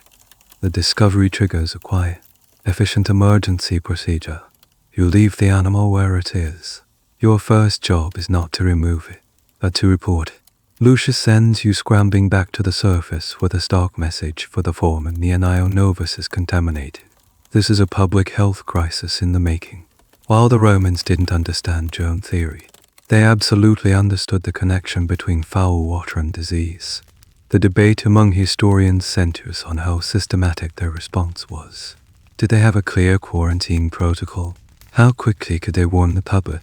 Some evidence from Roman writers like Frontinus, who was himself a curator aquarum, suggests a highly organized system. He wrote of the importance of keeping different quality waters separate, precisely for reasons like this. Within hours, a runner is dispatched to the city. The intake of the Anio Novus at the Castellum will be shut off. Its water will be diverted, probably straight into the sewer system until the channel can be flushed and cleaned. You and the crew are tasked with the grim job of removing the sheep and then scrubbing the entire section of the tunnel with lime and sand. It's unpleasant work, but it comes with a profound sense of responsibility. You're not just cleaning a tunnel, you are preventing a potential plague. As you work, you realize the depth of the trust placed in you. A senator in his palace, a baker kneading his dough, a child drinking from a fountain, they all depend on the assumption that the water is clean. And that assumption rests on the senses of an anonymous worker in a dark tunnel, a man who knows what his water is supposed to taste like, and who notices when it's wrong. The dead sheep incident on the Anio Novus serves as a stark reminder the water never stops. And so, your work never stops. The concept of a weekend, of a regular day of rest, is a foreign one. The aqueducts flow on the first day of the weekend on the 7th. They flow on market days and on holy days. And so, you work. But this reality becomes most apparent during the grand public holidays. The festival of Saturnalia descends upon Rome. It's a week of merrymaking and droll minus reversal. A time when masters serve their slaves. Gambling is permitted in public. and the entire city gives itself over to feasting and gift minus giving. The streets, normally just noisy, become a chaotic riot of music, processions, and drunken revelry. From your cramped apartment in the insula, you can hear the party raging day and night. But for you, sunrise on the first day of Saturnalia looks the same as any other sunrise you gather at the depot. Pick up your tools and head out to the line. It's a mainstream historical fact that Roman holidays were numerous and lavish, a way for the emperors to keep the massive, often restless, population of the city happy and entertained the famous policy of bread and circuses. But the circuses can't run and the bread can't be baked without water. In fact, on festival days, the demand for water is even higher. The great public baths are filled to capacity from dawn until dusk, and the hundreds of public fountains become social hubs for the celebrating masses. A failure in the water supply on a normal day is an inconvenience. A failure during Saturnalia would be a crisis that could quickly turn a happy mob into an angry one. So you work. Your crew is smaller than usual. The foreman has allowed the men with families in the city to take a day or two off in shifts, a small concession to the festive spirit, but the core work of patrols and cleaning continues. You find yourself walking the surface minus level section of the Aqua Alcitina, a strange and often minus overlooked aqueduct. It's unique because its water was never intended for drinking. It was built by Augustus specifically to supply his Aquae, a massive artificial lake where spectacular mock naval battles were staged for public entertainment. It's a wonderfully weird piece of Roman infrastructure, an entire aqueduct dedicated solely to filling a stage for a show. Today, during Saturnalia, the Aqueduct is hosting a grand spectacle, a reenactment of a famous sea battle. While the rest of Rome is watching the show, your job is to patrol the channel that makes it possible, ensuring an uninterrupted flow. As you walk the line, you can hear the distant roar of the crowd and the clash of simulated naval warfare. It's a surreal experience, being on the boring, silent periphery of a massive city minus wide party you're not allowed to attend. You feel a sense of weary resentment. The city is celebrating, but you are excluded, toiling to keep the celebration going. Lucius seems to read your mind. The show is for them, he says, gesturing vaguely towards the city. The water is for us. Our work is more real. He has a stoic pride in his essential, invisible role. You are not an entertainer. You are a foundation. The question of worker compensation and time off in the Roman world is a complex one, much debated by historians. For slaves, of course, there was no concept of a holiday unless granted by a master. For free laborers like you, especially those in state service, was there an ancient equivalent of overtime pay or holiday bonuses? The records are largely silent on such mundane details. It's more likely that the consistent wage was considered compensation enough, and the refusal to work, especially during a critical period, would simply mean dismissal. The empire ran on the momentum of ceaseless labor. Later in the week, you're assigned a task that feels like a direct insult. A private villa belonging to a wealthy merchant, who has a legal grant for a private water line, has reported a blockage. His private fountains have stopped working in the middle of his week-minus-long Saturnalia feast. So on a day when the rest of the city is exchanging gifts and singing songs, you find yourself wading through a cold, dark, privately owned feeder channel. The cause of the blockage is embarrassingly trivial, a mass of leaves and debris washed in from his poorly maintained private intake. The work takes less than an hour. When you emerge from the access shaft into his manicured garden, the merchant is there, looking annoyed. He doesn't thank you. He looks at your muddy, damp tunic with distaste, as if you are a necessary, but unpleasant type of insect. He presses a single, small copper coin into your hand, the smallest denomination, a gesture that is more insult than Tippin turns his back on you to rejoin his laughing guests. You stand there for a moment, smelling the roasting meat from his kitchens, hearing the music from his terrace. The coin feels cold and worthless in your palm. You drop the coin in the grass and walk away. You would rather have his respect than his pity. You realize Lucius is right. Your work is more real. The merchant's party will end. the memory of the festival will fade, but the water, your water, will continue to flow long after the last of the wine has been drunk and the last song has been sung. You are the reason the city can celebrate, and that is its own quiet, lonely reward. The winter rains come, turning the Campania into a sea of mud and making work on the outer lines a miserable affair. The talk among the engineers and foremen, however, is not about the weather but about the future. The new aqueduct, the Aquae, is nearing completion. It's a massive project, initiated by the Emperor Trajan to bring yet another source of clean water to the city, this time from springs near Lake Brochkono. Now, in the final stages, experienced crews are being temporarily reassigned to help with the testing and finishing touches. To your surprise, your crew is chosen.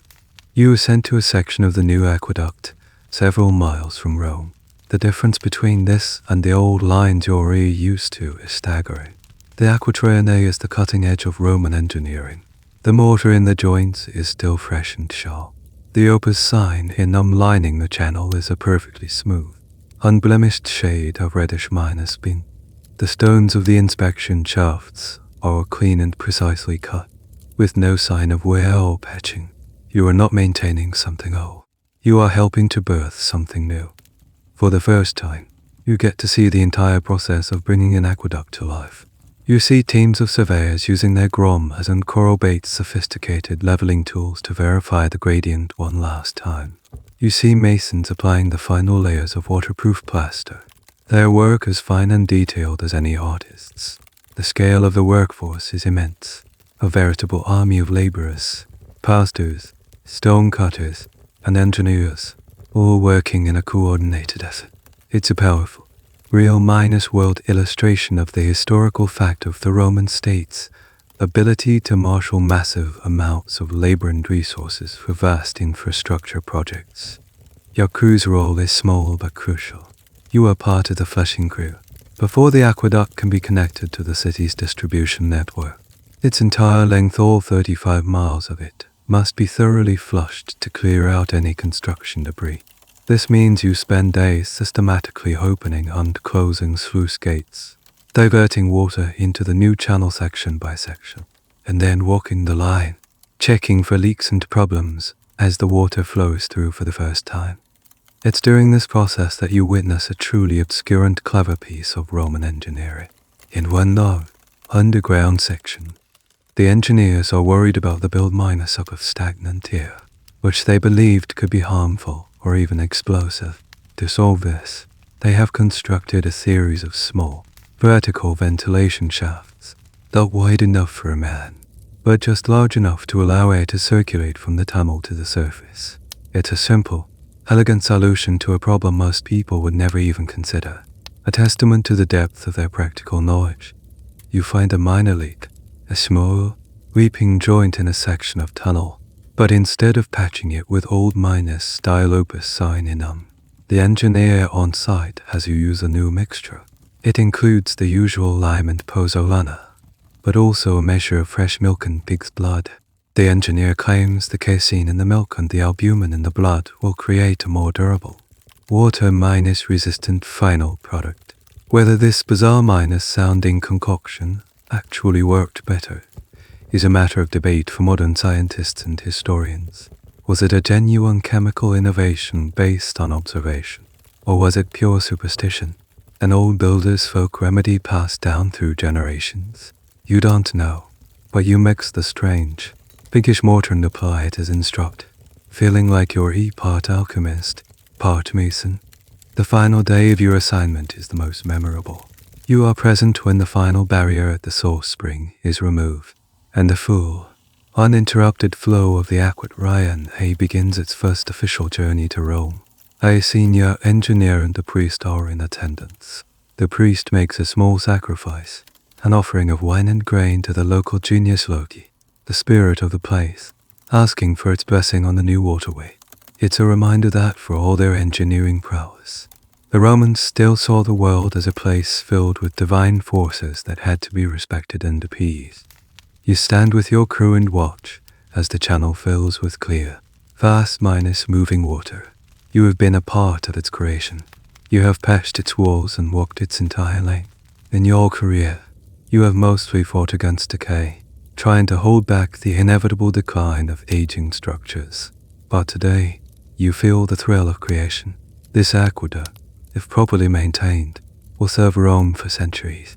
Generations of people you will never meet will drink its water. It's a legacy, built of stone and water. And you, a simple worker, have played your small part in it. The satisfaction runs deeper than any you've felt before. You are not just a cleaner of old things, but a builder of new ones.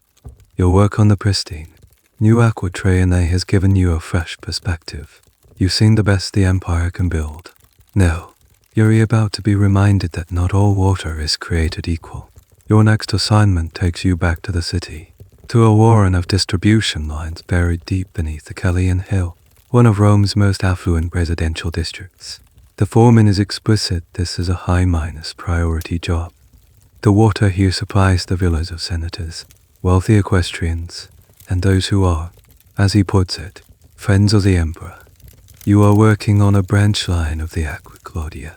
The Collegia, along with the Marcia, was considered a premium water source, clean, cold, and pure. It's a well-minus documented historical fact that the Roman elite were connoisseurs of water. Writers like Pliny the Elder ranked the city as aqueducts, praising the Marcia for its coldness and the Collegia for its purity. Access to a direct line from one of these top-D aqueducts was a major status symbol, a luxury that had to be purchased from the state through a specific imperial grant. The tunnel here feels different. It's smaller than the main public conduits, more intimate. The Opus Signinum is well-minus maintained, and the channel is remarkably free of Sinter and debris. The men who live above ground here can afford to pay for the best. Your job is not to fix a major problem, but to perform a kind of preventative check -up, ensuring the flow is strong and the water is perfect. It's a low-minus stress job, but one that comes with a unique pressure, the knowledge that your work is being judged by the most powerful people in the city. As you work, you discover something that highlights the inequality of the water system. You find a junction point, a place where another, smaller channel branches off from the one you're in. Lucius points his lamp down the secondary tunnel. That one goes to the public fountain at the bottom of the hill. He explains. This one, he says, pointing down the main channel you're standing in, is for the villas. At the junction, there's a sophisticated minus-looking bronze fitting, a divider, but you notice that the opening leading to the private villas is set slightly lower and is noticeably wider than the one leading to the public fountain. This means that when the water level is low, the private homes will get the lion's share, while the public fountain might dwindle to a trickle. It's a subtle, clever, and deeply unfair piece of engineering. This isn't an illegal tap. It's a legally sanctioned, built in bias. This is the system working exactly as designed, prioritizing the wealthy over the common people. This physical evidence of class distinction, built right into the infrastructure, is a fascinating and often overlooked aspect of Roman life. The ideal of the aqueducts serving the populus Romanus, the people of Rome, was a noble one, but the reality on the ground or under it was far more complex. Your specific task today is to investigate a complaint from one of the villas about a reduction in pressure. You follow the private channel until you find the problem. It's not a leak or a blockage. It's a new, unauthorized pipe that has been crudely tapped into this exclusive line, and it's not feeding another villa. Based on its direction, this secret pipe is siphoning off premium water and diverting it to a commercial laundry business down the street. Someone is stealing the senator's water to wash the gas. The audacity is breathtaking. This isn't a farmer stealing water in the remote countryside. This is a business owner in the heart of Rome, tapping into a private, high-minus security line. The debate among historians is often about the extent to which the Cura Aquarum could police its own vast network. Could a small team of officials and laborers truly keep track of every pipe and connection in a sprawling, subterranean city of water? Or was the system rife with corruption, where a laundry owner could bribe a low-level maintenance worker to look the other way, or even to install the illegal pipe for him? The presence of this pipe puts you in a difficult position. Reporting it is your duty. But what if the laundry owner is a client of the very senator whose water he is stealing? What if this is part of some murky local arrangement you don't understand? Messing with the affairs of the powerful is a dangerous game. Lucius, however, is unflinching.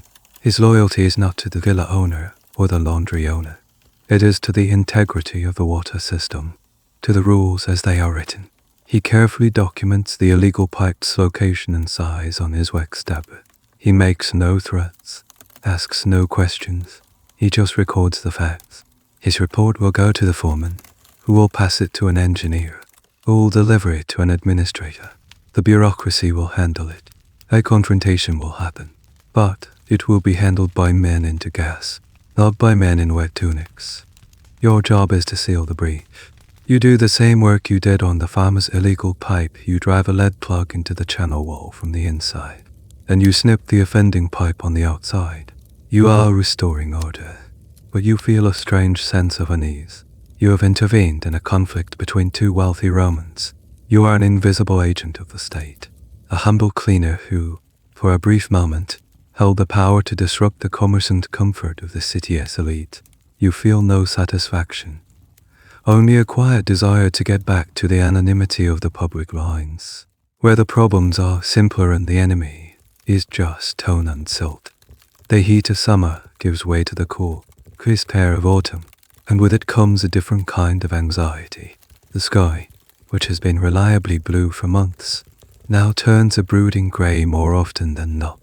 This is the beginning of the storm season, the time of year that presents the greatest single challenge to the integrity of the aqueduct system. A gentle rain is a blessing, but the sudden, violent downpours that can sweep through the Italian hills are a destructive force of nature. One afternoon, the sky turns a dull, bruised purple. The wind picks up, carrying the scent of rain and wet earth. The foreman gathers the crews, his face etched with worry. A storm is coming, he announces, stating the obvious. All hands on the upper Nile lines. The trove washouts. The Nile Novus and the Nile Vetus were the most vulnerable of all the aqueducts, drawing their water from a river. Their channels followed the winding. Steep miners sided in Nile Valley for miles. This terrain was notoriously prone to flash floods and landslides during heavy rain. You are not sent into the tunnels. In a flash flood, a tunnel can become a death attack, filling with water in minutes.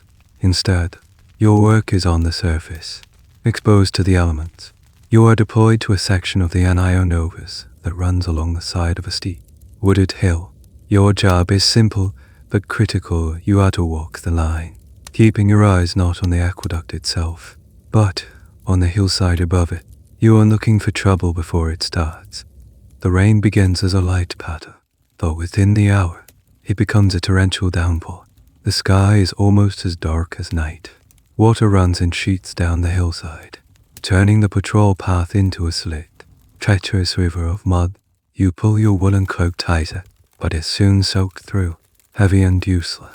The noise is immense, the drumming of the rain, the roar of the wind through the trees, and a new, deeper sound, the growing rumble of the Nile River in the valley below, swelling with runoff. This is the eternal battle of Roman engine, nearing a man-minus made structure of perfect, gentle gradients imposed upon a wild, unpredictable landscape. It's a historical fact the Romans were masters of drainage. They built culverts and retaining walls to protect their roads and structures. But even the best engineering can be overwhelmed by the full fury of a storm. Lucius, who is leading your small patrol group, points to the hillside above. Look, he yells over the roar of the storm. The trees, they are holding the soil. But here, he points to a section where the trees have been cleared for a goat pasture. This is where the danger is. The bare earth, stripped of its network of roots, is turning to liquid mud. It's beginning to mold. You watch in a mixture of awe and terror as a section of the pasture, a piece of land the size of a small house, begins to slump downwards. It's a slow, inexorable slide, a river of mud and rock, heading directly for the stone channel of the aqueduct. There is nothing you can do to stop it. Your only job is to witness and report it. If the channel is breached or blocked, The engineers in the city need to know immediately, so they can shut off the flow and prevent a catastrophic failure further down the line. The landslide hits the aqueduct not with a sharp crash, but with a heavy, wet thud. Tons of mud, rocks, and uprooted bushes pile up against the side of the stone structure. For a moment, it seems to be holding, but the pressure is too great. With a groan of tortured masonry, a section of the outer wall gives way. A muddy torrent pours into the channel, instantly turning the clear water into a brown, churning sludge. The Urbis is compromised. The procedure is clear. One man is dispatched to run, despite the treacherous conditions, to the nearest signal tower. From there, a message can be relayed to Rome much faster than a runner could make it. The nature of this communication system is still a matter of some academic debate. Did the Cura Aqua Rome have its own dedicated series of signal towers using smoke or mirrors, similar to the military? Or did they rely on piggybacking off the Army's existing infrastructure? The efficiency of their response suggests a well-minus organized system, whatever its form. Your work, however, has just begun. The immediate danger is not just the blockage, but a build minus up of water pressure behind it. You and the rest of the crew scramble to an emergency sluice gate located a few hundred yards upstream from the landslide. It's a heavy stone plate set in a groove, designed for exactly this kind of emergency. It takes all of you, straining on a massive wooden lever in the driving rain, to slowly push the gate down, diverting the aqueduct's flow out of the channel and down a spillway into the valley below. The roar of water in the channel behind you subsides. The immediate crisis is averted. You are soaked to the bone, shivering with cold and adrenaline. You huddle under a rocky overhang, watching the storm rage. The aqueduct is broken. The water that should be flowing to Rome is now just a muddy waterfall cascading down a hillside. The repair will take weeks, maybe months. It will require engineers, masons, and hundreds of laborers, but the system worked. The patrol spotted the danger. The message was sent. The emergency gate was closed. The damage was contained. You didn't prevent the disaster, but you were a crucial part of the response. You are a human fuse, a living component in a massive, city-minor spanning safety machine, designed to protect the capital from the wildness of the world around it. Years pass. The memory of the great landslide on the Anio Novus is now just another story you tell, a scar on the landscape that has long since been healed by a team of engineers and a mountain of new masonry. The seasons have turned over and over, like pages in a long, sober. Your hair is now flecked with grey at the temples. The ache in your lower back after a day in the tunnels is no longer a temporary complaint, but a permanent companion. You are no longer just a worker. You are a veteran. You are Lucius. The change happened so gradually you barely noticed it. One day, you were the one listening to the stories. The next, you were the one telling them. The new men, fresh miners, faced and eager, now look to you for guidance. They ask you the same questions you once asked Lucius, who has since retired, his hands still stiff with arthritis to properly hold a chisel. You find yourself repeating his words. Here's wisdom. The stone has to be persuaded, not bullied. The water gave it to you. Our work is more real. You have become a teacher. You show the new boys how to angle a chisel to flake off the thickest sinter without cracking the plaster. You teach them to read the subtle changes in the water's flow, to tell the difference between the taste of the Marcia and the taste of the Claudia. You show them the hidden markers on the Sipi and explain the hierarchy of pipes in a Castellum. And you also teach them the unwritten rules, the more sacking techniques, as a later generation might call them. You teach them which foremen are sticklers for the rules and which ones can be placated with a respectful attitude and a steady pace of work. You show them the best minus sheltered spots on the high bridges to eat lunch when the wind is cold, and how to pace their work in the tunnels so they don't exhaust themselves before the day is done. This passing down of institutional knowledge is a key historical concept, essential to the continuation of any complex society. In an age without detailed written manuals for laborers, this oral tradition was everything. The survival of the aqueduct system depended not just on the original engineering, but on the accumulated wisdom of generations of men like you. You are a living library of repairs, problems, and solutions. One day, you're relaying a small crew, including a particularly green, new recruit named Galerius, on a routine patrol. You're re-inspecting a ground-minus level section of the Aqueduct, the oldest and most venerable of the lines. You come across a persistent leak, a section of the channel wall that is weeping water, creating a large, muddy puddle on the inspection path. It's a classic, straightforward repair job, the kind you've done 100 times. You watch as Galerius, full of youthful confidence, mixes a batch of Opus Signinum. Hey, T.S. Russian. He adds too much water, making the mortar sloppy. He applies it in a thick, careless layer, not taking the time to press out the air bubbles. You stay silent, letting him do it his way. You know what will happen. You let the patch set for an hour.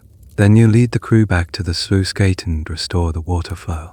When you return to the site of the repair, water is already seeping through Galerius' handiwork. His patch has failed. He looks crestfallen, embarrassed in front of the other men.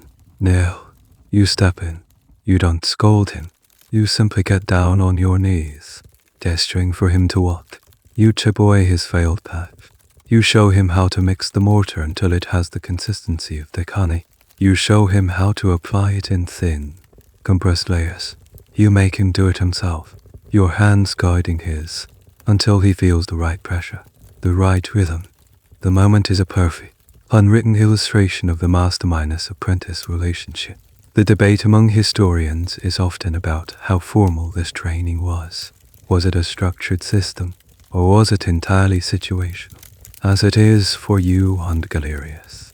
The reality for most trades was likely the latter, learning by watching, doing, and, most importantly, by feeling. The strangest part of becoming a magister, a teacher, is how you see the aqueducts themselves differently. You no longer see them as just a place of work. You see them as a single, living entity with a history you have personally witnessed. You remember when that section of the Collegia was breached by a greedy farmer, and you remember the crew that fixed it. You remember the day Marcus was injured in the Iovatus, and you can point to the section of new masonry that marks the spot of the roof collapse. You remember the pride of watching the Aquae flow for the first time. The tunnels are a map of your own life. The layers of Sinter are like tree rings, marking the passage of years you've spent fighting them. The patches in the plaster are scars from old wounds you helped to heal. You have become part of the system's institutional memory. The new men see a stone channel. You see a story as you watch Galerius apply the finishing touches to his second, much better touch. You feel a sense of continuation. The work is hard and the city is thankless, but the knowledge will survive. It will flow from you to him, just as the water flows from the mountains to the forum, constant and essential.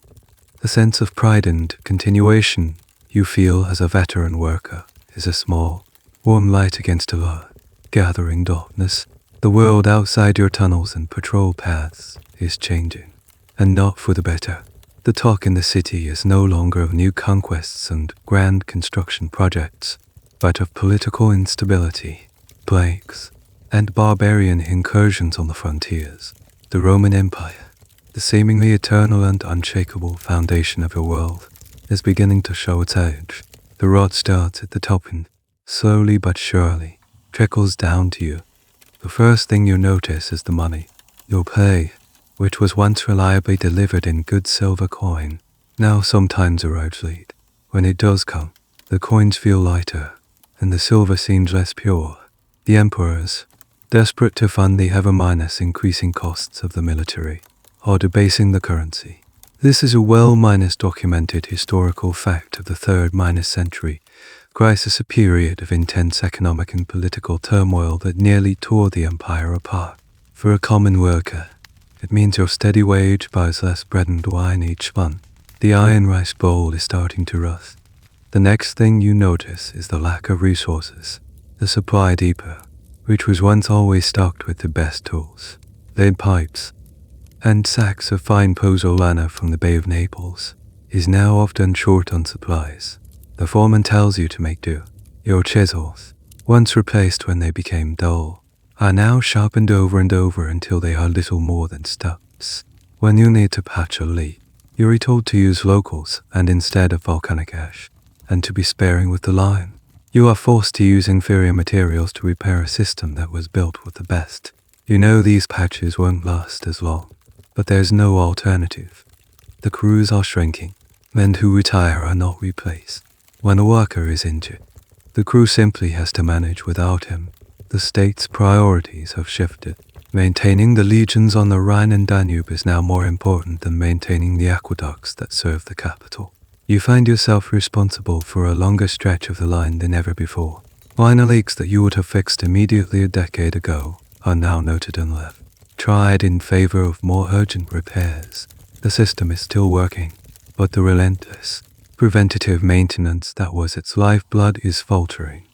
You see the decay most clearly on the outer lines. You patrol a section of the Ionovus and find a Sippa stone that has been toppled over. A few years ago, you would have had a team to reset it. Now, you just make a note on your tablet and walk on. You find a new, illegal water pipe tapping the line. It's crudely done, leaking at the joint, but there's no order from the engineers to cut it. There are no spare resources to police every farmer.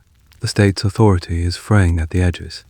This gradual decline is a subject of intense historical debate. When, exactly, did the Roman aqueduct system begin its terminal decline?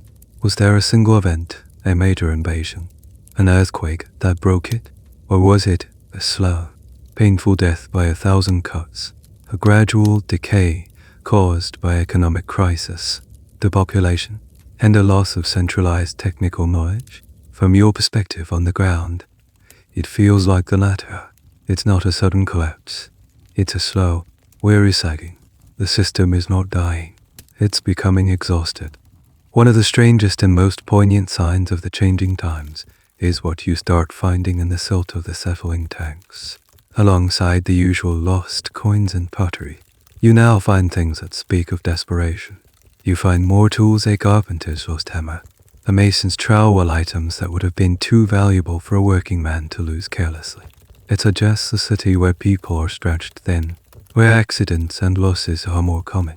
You even find what looks like a small, crude leading, perhaps a merchant's attempt to hide his wealth in the watery depths of the system, fearing confiscation or theft in a city that feels less and less safe. You carry on. You do your job with the materials you have. You teach the younger men the old ways, even as you know you can't give them the same quality of tools you once had.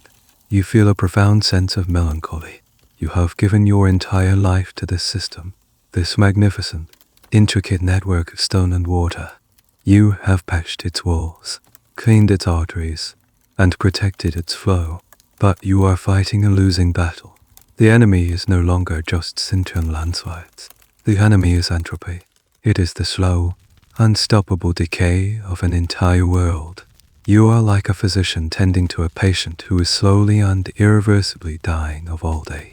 All you can do is make them comfortable and keep their heart beating for as long as you can. The years have bent your back and thinned your hair. Your hands, gnarled and permanently stained with the memory of lime and grit, are a map of your life's work. You move with the slow, deliberate pace of an old man, yet you still report to the depot each morning. The empire has a new capital now, far to the east in a city called Constantinople. Rome is no longer the center of the world, just a grand, aging symbol of a bygone era. The Cura Aquarum is a shadow of its former self, a skeleton crew of old men like you, trying to manage a system built for a city twice its current size. Today, you have decided, will be your last day. There is no formal retirement, no pension from the state. You simply stop. You are too old, too tired. The work needs younger men, though there are few to be found who want a job with such long hours and such uncertain pay.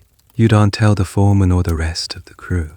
You want to say your goodbye not to them, but to the water itself. You ask for one last assignment, a solo patrol of the upper Aquamarcia, the first aqueduct you ever worked on, the one with the purest, coldest water. You take a lamp and a walking staff, but no tools. You are not here to fix anything. You descend into the familiar cool darkness of an inspection chef. The scent of the clean water and damp stone is the smell of your own past. It's the smell of your first day, of Lucius' patient guidance, of decades spent in the service of this silent, flowing God. The water level is lower than it used to be. Several of the feeder springs at the source have collapsed and have never been repaired, a sad testament to the state of things, but it still flows, clear and purposeful. You walk slowly along the inspection ledge, your lamp casting a small, familiar glow. Every patch of plaster, every scar in the stone, evokes a memory. Here is where you scraped your knuckles on your very first day. There is the section of wall UND, AVS repaired with the special waterproof concrete. Further down is the bend where you once found a silver hairpin, a small, elegant treasure from a world that now seems impossibly distant. The tunnel is not just a structure. It is your confidant, the silent witness to your entire adult life. It's a mainstream historical fact that as Rome declined, the aqueducts fell into disrepair. Barbarian armies in the 5th and 6th centuries are often credited with cutting them, but the reality is that many were already failing from neglect long before then. The complex knowledge required to maintain them was being lost. You are one of the last living repositories of that knowledge. When you and a few others like you are gone, who will know how to properly mix Opus Signinum? Who will remember which pipes at the Castellum led where? The thought fills you with a deep and profound sadness. You stop and sit on the edge of the channel, dipping your tired feet into the shockingly cold water. It feels like a final blessing. You extinguish your lamp, plunging the tunnel into absolute blackness. The only thing that exists in the universe is the sound of the water.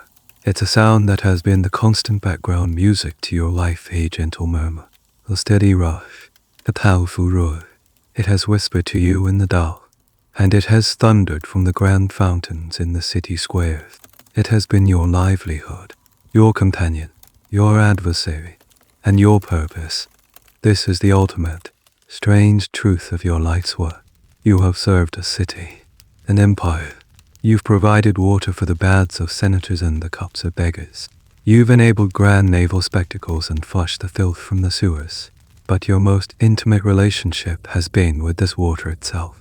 This tireless, elemental force.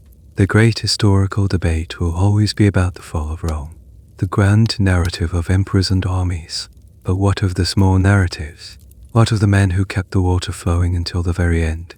Does history have room for a story like yours? You sit in the dark for a long time, just listening. The water asks for nothing. It doesn't care about emperors or empires.